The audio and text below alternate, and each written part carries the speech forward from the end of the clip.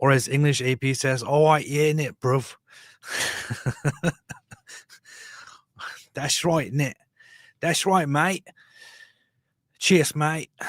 What I like the most about Britain is that everybody says "cheers, mate." Every single person you meet in Britain says "cheers, mate." Every single I have not encountered a single person who doesn't say "cheers, mate," and it's the best thing. I want to introduce it to America as well. I want all Americans to say "cheers, mate." You got any otters? I'm an otter myself. Why would I have an otter? I don't keep my fellow otters as pets. Londonstan. You know, I was actually very there's something funny about my whole journey, about my whole trip recently to Londonstan. I talked a lot of trash about London over the last years, and I did often say that England totally sucks, that it's like hopeless, that British people are stupid, that that the UK is gone beyond hope and all that. The thing is, it's not really that bad, you know. I mean, there are some situations, there are some places in London, for example, that are I don't know what to say about them, that are just that shouldn't exist. But then, aside from that, much of it is still okay. It's not too bad. It can be saved or it can be salvaged. I don't know. It can be maybe, you know, you could break it down and build something better instead. I don't know if you could get rid of the city and build something good instead. I don't know, but it's not all completely lost. You know, you could still do something with it, even if you have to destroy the whole city and then you know, build something better in place of it. You could still do something with it. It's not completely useless anymore. That's not where I was going with this. Where I was going is actually that much of the London, for example, is still very is very nice and is quite good. But there's also the whole issue, which is one morning actually when I was in London, so here's my London trip. My London trip consists of the following. Meyer Tusi invited me to a conference to speak, and what the heck is going on with my camera? Why does it show these things here? Oh, it's too close. So Meyer Tusi invited me for a conference to speak. I can't fix this now. And as I was on my way there, Stefan from Visegrad 24, I arranged to hang out with Stefan, the founder of Visegrad 24. For those who do not know, might share my screen here to highlight that because Visegrad is awesome.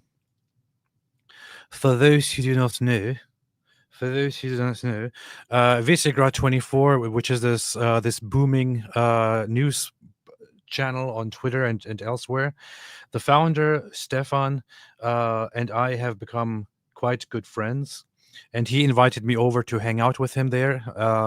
He's Polish and British himself. He invited me to hang out there and to record a bunch of things together, to spend some time there together and all that. So I went there to hang out with him, with Visegrad 24's founder Stefan, and we spent the evening and the day before the conference together. And what we did was we had breakfast together in some very fancy part of London.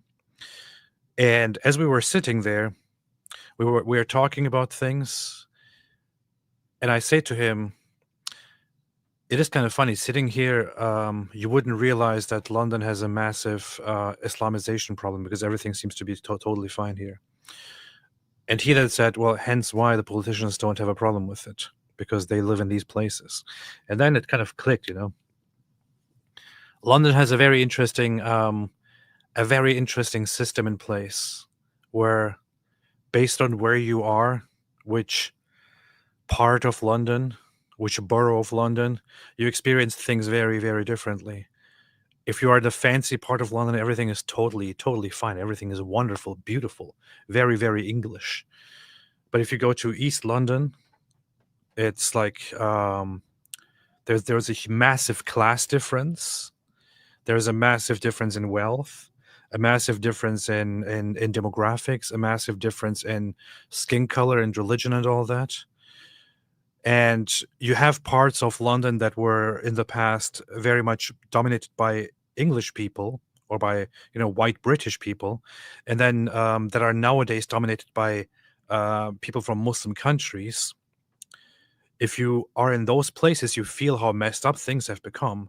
But if you are in the fancy places, you don't feel any of that. So if you are in the fancy places, you can just say, "Oh, there is no problem. There's no problem at all in England. Let's just continue going on whatever we are doing." AP, did you see Tommy Robinson's appearance on Triggernometry? Also, when are those boys gonna have you? I remember you mentioned there were talks. Did I? That was probably long in the past. I mean, I had some interactions with Constantine, but they didn't ever get in touch with me.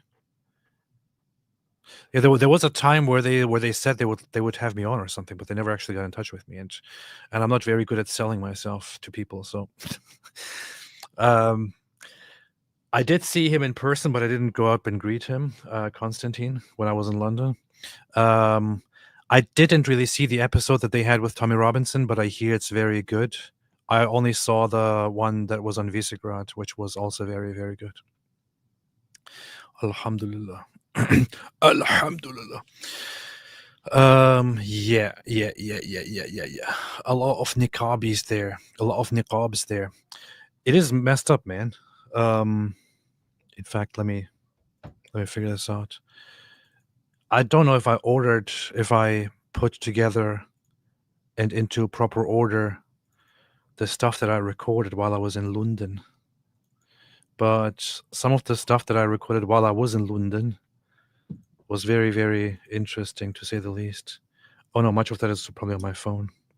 But it was kind of funny.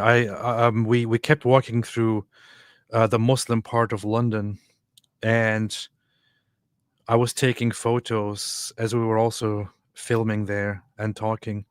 And when I look at the photos later on, it just looks like a place in Pakistan or Bangladesh or something. It doesn't look like an English city or a Western European city. Wherever there are like groups of people, it's all just Muslim people. It's all just niqabs and hijabs and weird beards and a bunch of just one man walking ahead and several women in niqabs walking behind them and so on. It's a very interesting stuff. Very interesting culture, English culture.